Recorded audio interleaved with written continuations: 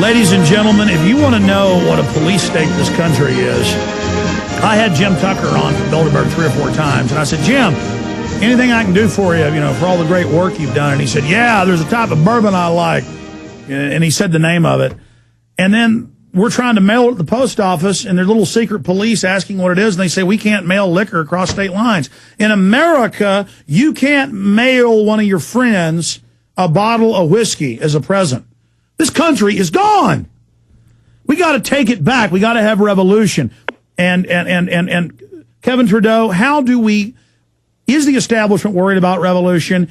What type of revolution should we have? I want to have a peaceful one, but I want this to stop. I mean, I can't go out in the country on my land and get a telescope out without a game warden with his lights up running up now. It didn't used to be like that. I mean, government is out of control. They're suing you, getting $37 million judgments for writing books about how to lose weight that work. I mean, this is baloney. It really is a little bit outrageous, but actually I look at it as a very positive thing because it's becoming so outrageous. People are now becoming aware. Because it's so outrageous, like this 13-year-old boy being forced to get chemotherapy, me writing a book that the government doesn't like and fining me $37 million, but also, in addition to that, I have been banned from appearing on television for the next 3 years. As a matter of fact, I've been banned from appearing on radio and internet shows. What I'm doing right now is illegal. Oh, I didn't know I was a thought criminal, but you know what? I believe in the First Amendment, hang together or hang separate. Tell me about my thought crime. Having you on. I'm the one breaking it because I'm banned from doing any media appearance for 3 years. But I just told them, look, if you want to enforce this ban, sue me again. Please.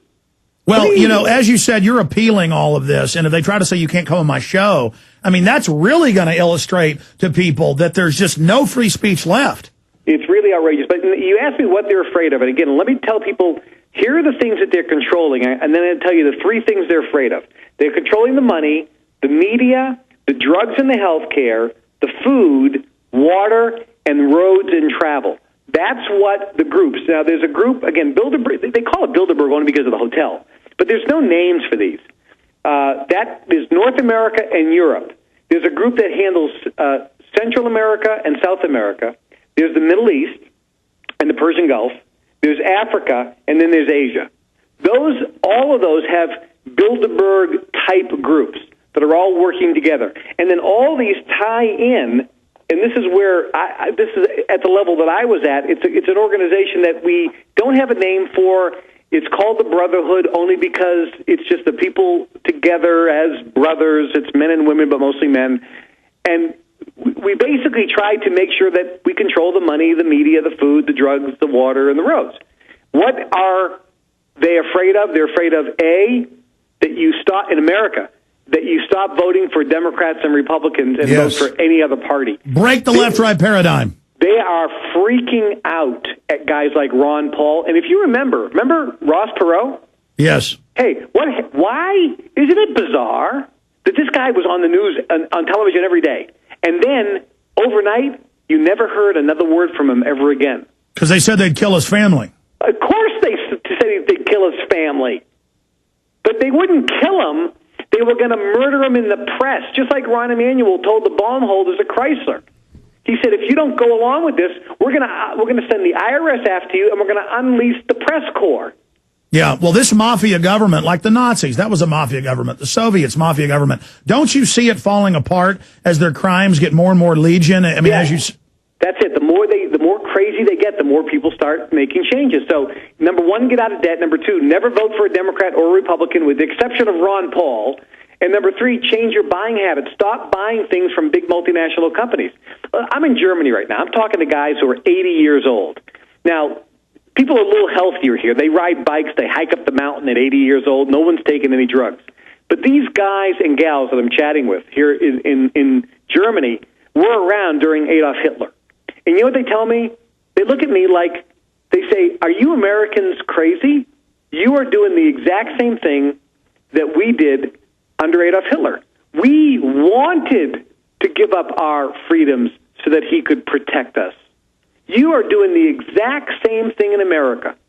And it's common knowledge here from the people that were around during the regime of Adolf Hitler that America and Britain are becoming this generation's most totalitarian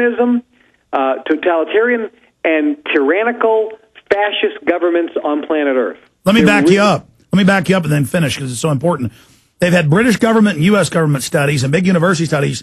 I'm sure you're mentioning the same thing that just came out in the last month admitting England's number 5 police state in the world. U.S. is number 6. I mean, there's only a few like North Korea and Zimbabwe ahead of us. I mean, the whole world knows we are under hardcore tyranny, and it's getting worse and worse. And people said, oh, well, you still got your free speech, and now they're starting to restrict our free speech.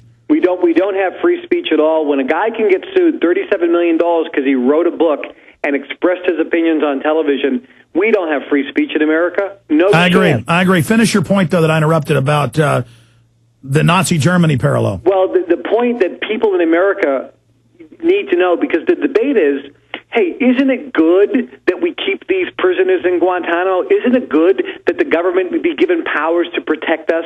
And it sounds really good. The problem is, when they take your brother-in-law away, then what are you going to do? Well, and now they admit the Patriot Act and Homeland Security is for gun owners, conservatives, Ron Paul supporters, and returning veterans. We're told it's for these brown people. It's designed specifically not to be used. It's designed to be used as an intimidation and fear tactic. Just like the Gestapo during the Second World War. People were afraid to have conversations in coffee shops because if they said anything against the Führer, the Gestapo, if they were listening, or one of their Hitler youth was listening in and reported you to Gestapo, they would take you in for questioning. And generally the first time, they wouldn't do anything. But you would crap your pants out of fear.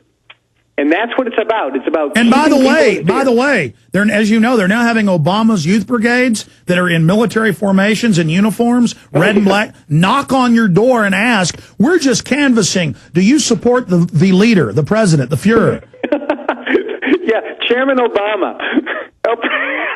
What do the elites think of Obama? Because I confirmed from Estel and Ann Tucker, he was at Bilderberg last year. Did you hear anything about him at Bilderberg last year? Well, the reason he was selected over Hillary is simple. Hillary had a huge amount of people that hated her. Negatives, yeah. Okay, and Obama didn't. And they also picked Obama because the bottom line is they were looking for somebody who is a great speaker and who's going to persuade people. You know, he reads that teleprompter so well, doesn't he? I mean, yeah, he really does. I mean, and this is what people don't get. If you, listen, I was with a couple senators, and I was with them to see what they do all day. It's a professional acting job. Do you spend 70% of their day is for raising money? They don't read any of the bills they sign. They don't write any of the bills they sponsor. Unbelievable. It's a complete acting job in Washington.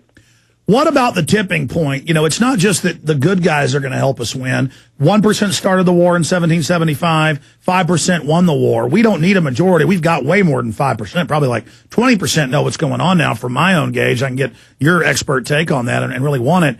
I'm interested to know. But there's going to be a lot of people who are members of the elite, different strata of the elite, are going to also see that we're starting to win, and they're going to jump ship over to our side. I'm already seeing more and more of that. So believing we can win and get going in the direction of liberty again, a tipping point, getting the pendulum swinging, that's really doable if we just believe in it and act like winners. Well, what you just said there is very, very astute. And this is what most people don't understand. If you look, for example, at all the wars, Switzerland's always neutral, and nobody touches them. Why? Because that's where all the cash is. But every war, it doesn't matter who wins. Do you understand? Yes. It's irrelevant. So if at our levels, we don't care who wins the war. It's a yawn. It's like, okay, it doesn't matter because it's who profits. We're like Don King. We own both fighters. It doesn't matter. It's about playing that war, playing all the sides to your best profit. Correct. And it doesn't matter.